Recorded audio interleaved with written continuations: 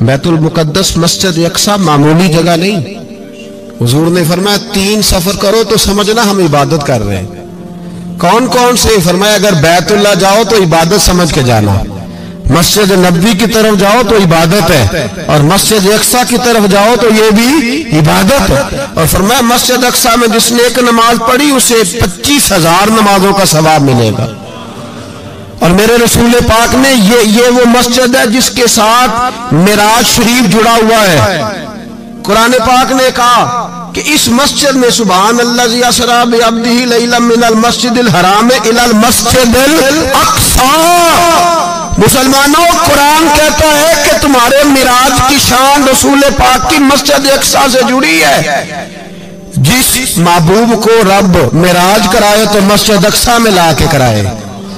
وہ جگہ معمولی جگہ ہے، وہ معمولی جگہ ہے. مسجد اقصی، نبی پاک نے وہاں نبیوں کی امامت کرائی. 17 مہینے اس مسجد کی طرف منہ کر کے تیرے اور میرے رسول نے نمازیں پڑھی. چھوٹی جگہ ہے اور پوری دنیا کا مسلمان اسے چاہیے شرم سے گڑ جائے. ایک امریکہ کا صدر بول کے کہتا ہے کہ اسرائیل کو اجازت ہے اسے دارالحکومت بنائے، اور مسلمان حکمران بیان دے رہے ہیں ظالموں، لٹیروں، تم اپنی سیاستیں چمکانے کے لیے پہلے ایک دوسرے کو گالیاں دیتے ہو، پھر اکٹھے بیٹھ جاتے ہو نمبرنگ کرنے کے لیے. تم دین کے اس مسئلے میں سارے اکٹھے کیوں نہیں بیٹھے؟ سارے پاکستان کے سیاستدانوں کو، علماء اور مشائخ کو چاہیے تھا ایک پیج پہ اکٹھے ہوتے، اکٹھے بیٹھ کے ایک بیان ہی دے دیتے، ایک بات ہی کر دیتے. پھر میرا سلوٹ ہے ترکی کے صدر کو، پھر میرا سلوٹ ہے ترکی کے صدر کو. اس نے بہت عرصہ پہلے کہا تھا مسجد اقصی میری خواب میں آئی تھی اور رو کے کہتی تھی آئے مجھے کوئی صلاح الدین ایوبی کا ماننے والا، کوئی آئے مجھے بچائے. کہتے میری خواب میں آئی تھی اور روتی تھی، کہتی تھی کوئی آئے. اور ایک شاعر نے کہا ہے مسجد اقصی نبی پاک کو بھی بلاتی ہے، کہتی ہے ایک بار پھر طیبہ فلسطین میں آ، راستہ دیکھتی ہے پھر مسجد اقصی تیرا. ایک بار پھر سے طیبہ سے فلسطین میں آ، راستہ دیکھتی ہے پھر مسجد اقصی تیرا. کوئی بول رہا ہے نہیں اتنا مقدس مقام، چھوٹے چھوٹے بیانوں کہیں اکٹھے ہو جاؤ. میں بتاتا ہوں تمہیں مسئلے کا حل کیا ہے. میں بتاتا ہوں 2 کام کرو. ایک کام وہ کرو جو حضرت سلمان فارسی نے کیا تھا. سنو حل سنو مسئلے کا. میں چھوٹا آدمی ہوں پر حل سنو مسئلے کا. زندگی میں ایک کام مسلمان کر لے، جٹ بن کے، بھٹ بن کے، رائی بن کے، پاکستانی، مصری، سعودی بن کے بڑا جی لیا. ایک کام وہ کرے جو حضرت سلمان نے کیا تھا. جب ایک کافر نے پوچھا آپ کا نام کیا ہے تو فرمایا میرا نام اسلام ہے. بولیے سارے میرا نام ہے. کہا تمہارے باپ کا نام؟ فرمایا اسلام. دادا کا نام؟ کا اسلام. پردادا کا نام؟ بازو تیرا توحید کی قوت سے قوی ہے، اسلام تیرا دیس ہے تو مصطفی ہے. ایک کام وہ کرو جو حضرت سلمان نے کیا تھا. کافر جب پوچھے تو کہو ہم سارے اسلام ہیں. ہم سارے کیا ہیں؟ ہم پہلے مسلمان ہیں، باقی بعد میں کچھ اور چیز. دوسرا کام وہ کرو جو حضرت امیر معاویہ نے کیا تھا. سن لو یہ حال ہے اس مسئلے کا. سنو حضرت مولا علی شیر خدا رضی اللہ تعالیٰ عنہ اور جناب امیر معاویہ کی جنگ ہو رہی تھی، لڑائیاں ہو رہی تھی، اختلافات تھے، فوجیں بیٹھی تھی. حضرت مولا علی اور جناب امیر معاویہ کی جنگ ہو رہی تھی تو روم کے بادشاہ نے، عیسائی بادشاہ نے حضرت علی کو خط لکھا کہ میں تیرے اوپر حملہ کرنے والا ہوں. خط لکھا نا حضرت علی کو، تو جواب حضرت امیر معاویہ نے دیا. چاہیے تھا نا مولا علی جواب دیتے. حضرت امیر معاویہ بولے اور بول کے کہنے لگے اور روم کے کتے، ہم گھر میں جتنا مرضی لڑے، یہ نہ سمجھنا تو علی پہ حملہ کرے گا تو میں تماشا دیکھوں گا. فرمایا تو علی پہ حملہ کر تو صحیح، علی سپہ سالار ہوگا اور امیر معاویہ اس کا سپاہی ہوگا. گھر میں جتنا مرضی لڑے پر رسول اللہ کے نام پہ ہم اکٹھے ہو جایا کرتے. یہ رسول اللہ کا دین ہے، اس پہ ہم اکٹھے ہیں، یکجان ہیں. فرمایا علی सिपा सालार होगा और अमीर मुआविया सिपाही होगा, इकट्ठे निकलेंगे और कुफर को बताएंगे कि अगर तुम मुसलमानों की तरफ देखोगे फिर हम यकजान हैं, फिर हम बोलिए फिर हम गुंबद खजरा के साए तले एक हैं, एक हैं, एक थे और एक रहेंगे। इसलिए ये दो काम अगर मुसलमान करें, दो काम, ठीक है इख्तलाफ हो गए, बड़ा कुछ हो गया, लेकिन उनसे कहें कि जब तुम आओगे तो फिर हमें लहदा नहीं पाओगे, फिर हमें तुम इकट्ठे पाओगे, इकट्ठे मैदान में निकलेंगे। और कोई इतनी लंबी चौड़ी बात नहीं, मैं क्या करूं, मेरा तो आइडियल बनता जा रहा है तैयब उर्दगान। अजीब बात है ना कि उसके पास एटमी ताकत आपसे कमजोर है, आपकी तगड़ी है, उसके पास जो फौजी ताकतें हैं वो अपनी जगह पर, आपकी फौजी ताकतों का लोहा मानती है दुनिया। लेकिन फिर मुझे कहने दो ना, मैदान में बंदा एटमी ताकत से नहीं लड़ता, ईमान की कुव्वत से लड़ता है। और बोल उठा है ना, क्या कर लिया उसने अपनी पार्लियामेंट से खिताब किया है, मुतालबा है, उलमा से गुजारिश है, मशाइख से गुजारिश है, हर मकतबा फिक्र के आदमी से गुजारिश है, उलमा और सियासतदानों से अपील है कि पार्लियामेंट का मुश्तरका इजलास बुलाएं, मुश्तरका, उसमें हर सियासी जमात का लीडर बैठे और इकट्ठे बैठ के उनको ये मैसेज दे कि बाजू तेरा तौहीद की कुव्वत से कवी है, इस्लाम तेरा देश है, तू मुस्तफी। और उनको बताएं कि हजारों कौमें वजूद में आई, दहर में खुश्क तर के रिश्ते से हमने बुनियाद दोस्ती रखी, याद खैरुल बशर के रिश्ते से। याद रखिएगा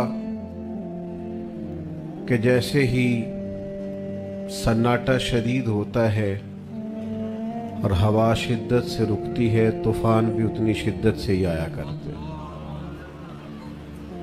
और खुशबुएं भी उतनी ताकत से ही फैला करती हैं।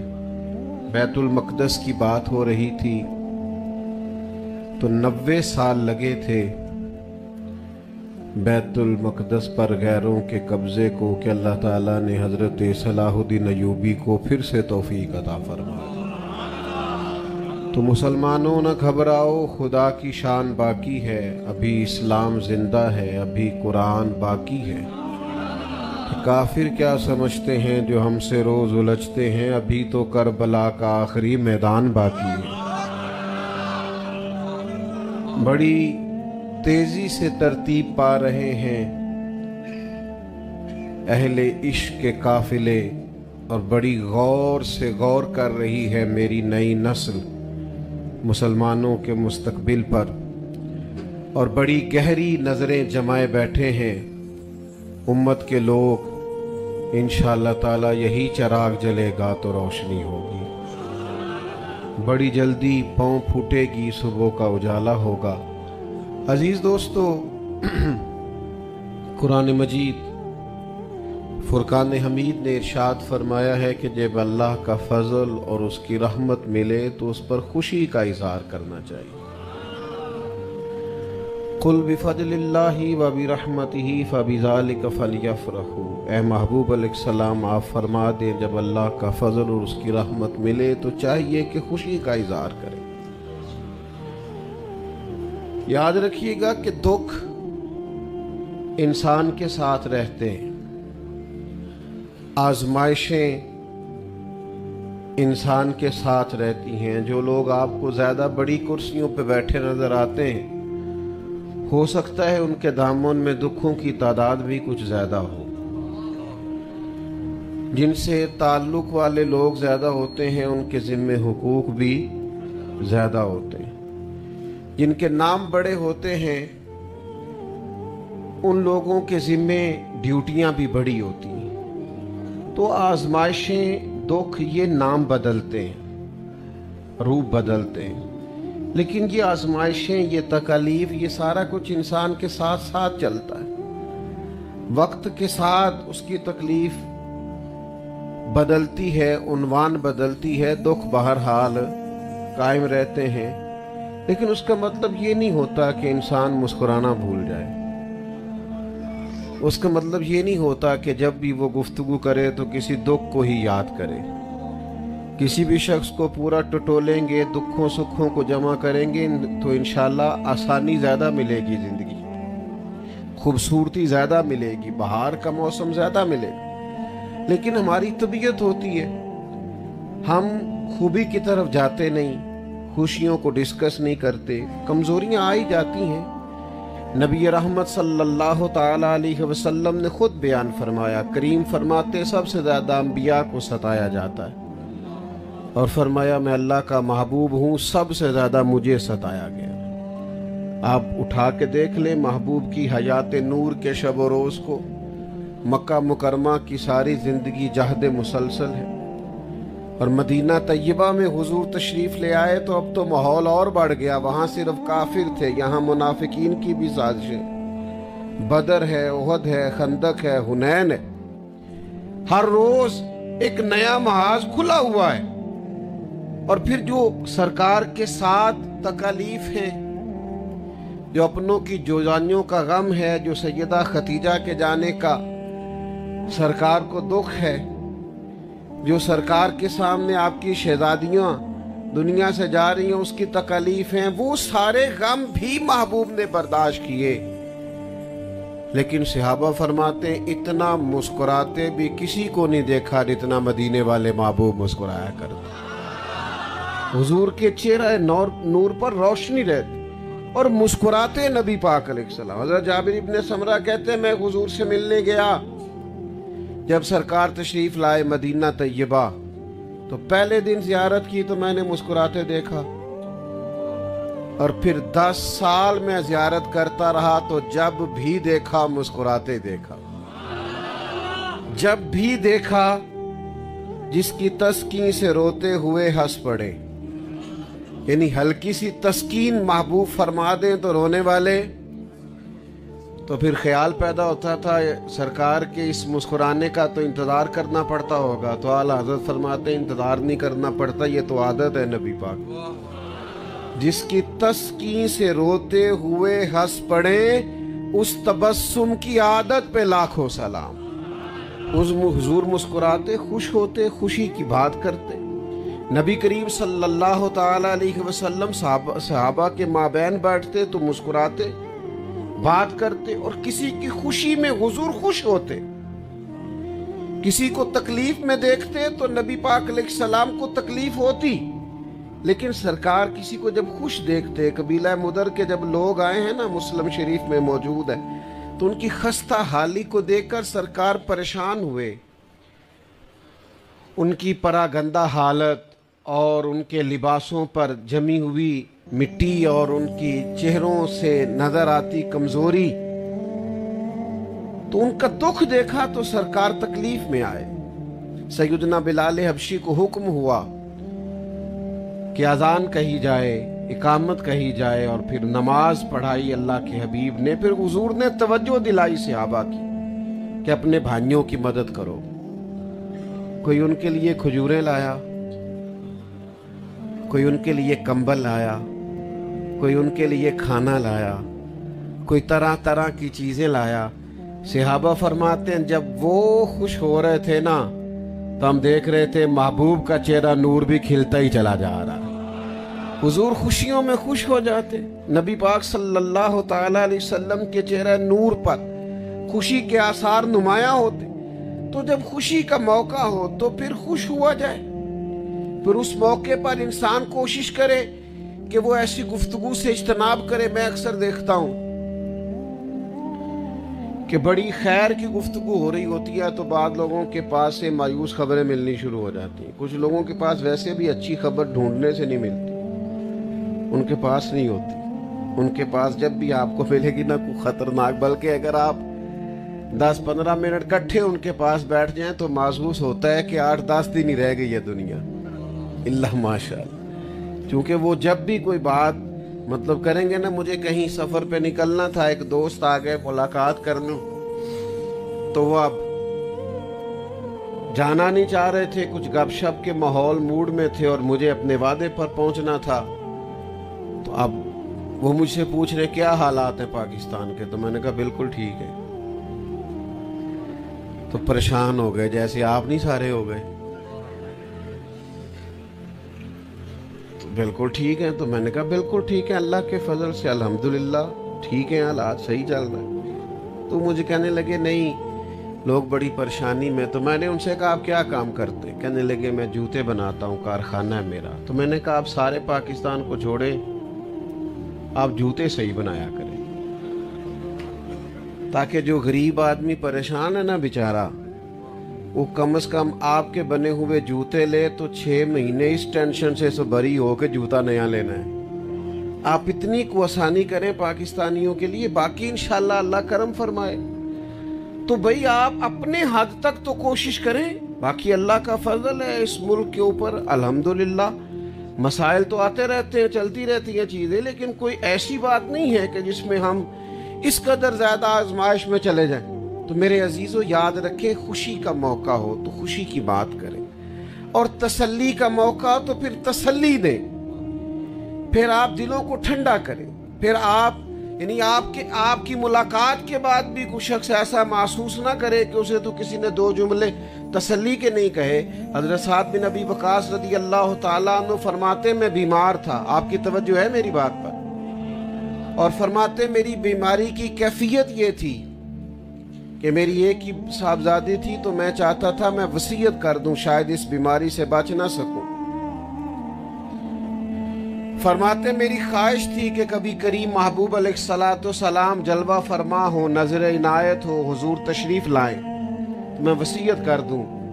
फरमाते सरकार तशरीफ लाए, करम नवाजी फरमाई, हुजूर ने खुद मेहरबानी फरमाई। और जब करीम तशरीफ लाए तो मैंने अर्ज की हुजूर शदीद अलील हूं, पता नहीं क्या मामला बनेगा, तो वसीयत करना चाहता हूं। सरकार ने वसीयत के अहकामात भी बताए, लेकिन साथ तसल्ली का अंदाज इतना अनोखा था। करीम फरमाने लगे साथ इस बीमारी से कुछ भी नहीं होगा, अभी तो अल्लाह ताला आपकी बरकत से इस्लाम का फायदा करेगा और कुफर का नुकसान करेगा। अभी तो बड़ा काम करना, उठ बात कमर क्यों डरता है, फिर देख खुदा क्या करता है। अभी तो बड़ा आगे बढ़ना है, वक्त फुर्सत है कहाँ, काम अभी बाकी है, नूरे तौहीद का इत्माम अभी बाकी है। तो अपने दामन के अंदर खुशी रखें, जोश रखें, जज्बा रखें, काविश रखें, कोशिश रखें। आप वो सारी चीजें अपनी तबीयत के अंदर पैदा करें जो एक इंसान को आगे बढ़ने का वलवला देती, जज्बा देती। आज हम देख रहे हैं शहीदे खत्म नबुव्वत हजरत साहिबजादा साहब रहमतुल्लाह अलैह के साहिबजादे अपने वालिद के बाद वो पले भी, बड़े भी, तालीम भी पाई, और आज निकाह का वक्त आया है ना, उसी आंगन में अब नए फूल खिलने को तैयार है ना, अब एक नया उससे उरूज आगे की तरफ बढ़ने को तैयार है, अब नस्लें अगला सफर करने को तैयार है। याद रखिएगा मेरे भाई, खुशबुएं फैलती रहेंगी, ये चमन आगे खुशबू देता रहे, इन फूलों से आगे मजीद खुशबू फैलती रहेगी। इसलिए ज्यादा बातें नहीं करनी, बस अपनी गुफ्तगू को समेटने लगा हूं। मायूस ना ज्यादा हुआ करें, परेशान ना ज्यादा। आप यकीन करें गजा का मसला बड़ी तकलीफ का है, और भी बहुत सारे मसाइल हैं उम्मत को दरपेश, लेकिन जब हम अपने नौजवानों को देखते हैं ना, वो हमसे आके ये सवाल करते हैं कि बताइए मैं फ़लस्तीन वालों के लिए क्या कर सकता हूँ, तो इस एक नौजवान का खड़े होकर और आंखों में रोशनी लेकर किसी से ये सवाल करना, क्या आप इसे छोटा इनकलाब समझते हैं? कि जब सिर्फ टीवी स्क्रीन पर उनके बारे में खबर सुनकर और पढ़कर घर में बैठे एक नौजवान की जिसे बाजार हम दुनियादार समझते हैं, आंखों में आंसू आ जाए, तो इसका मतलब है कि रब्त तो जुड़ा हुआ है। इसका मतलब ये है कि क़यादत का फुकदान है, वरना लोग तो पूरे तौर पर तैयार हैं। तो मेरे अजीज, कोई मायूसी नहीं है। कुछ वक्त अगर मुसलमानों पर ऐसा आया है कि हालात साजगार नहीं हैं, तो ये शायद वही एक वक्त है कि जब अल्लाह ताला ने बगदाद में हज़रत गौसे आज़म जैसे लोग दिए। 70 साल खिदमत की है जनाब गौसे पाक ने बगदाद शरीफ में बैठकर, और फिर उन्हीं बगदाद के बासियों में से एक शख्स अपनी उंगली से अपने बेटे को लगाए हुजूर गौसे आज़म की खानकाह में लाया करता था, और उसी बेटे का बाद में नाम लोगों ने सलाहुद्दीन अयूबी के नाम से जाना था, तो वही फिर पासबा मिल गए काबे को सनम खाने से। फिर वक्त आ गया कि वो तातारी जो कभी बगदाद पर हमला आवर हुए थे, अल्लाह ताला ने उन्हें ही तौफीक ईमान अता फरमा दी। तो भाई वक्त बदलेगा, हालात बदलेंगे, हम नहीं देखेंगे तो हमारी नस्लें देखेंगी, लेकिन ताज़ा दम रहें, 2 कदम पीछे हटें, लेकिन नया जोश लेने के लिए हमेशा आप पीछे हटें, कभी भी बुज़दिली दिखाने के लिए पीछे ना हटें, ताकतवर रहें। और जिस खानका पे, जिस आस्थाने पे आप तशरीफ़ फरमा हैं, ये तो वैसे ही सादात का आस्थाना है। यहाँ की तो दास्तान ही सर कटाना और जान देना और कुर्बानी पेश करना है। यहाँ का तो लबो लहजा ये है कि जो है अल्लाह रसूल के लिए हाजिर है, जो है वो हर वक्त मौजूद है। अल्लाह की बारगाह में दुआ करते हैं, अल्लाह ताला शहज़ादा गिरामी क़द्र को बरक़ात अता फ़रमाए, आने वाला वक्त इनके लिए रहमतों की नवीद लेके आए, और इस आस्थाने को अल्लाह तबारक व तआला शाद व आबाद फ़रमाए। और यहाँ मुल्क से बाहर किसी और जगह जहाँ जहाँ भी इस आस्थाने का फैज़ जारी व सारी है, अल्लाह ताला उसमें दवाम अता करे। आखिर दावा यानी अल्हम्दुलिल्लाह।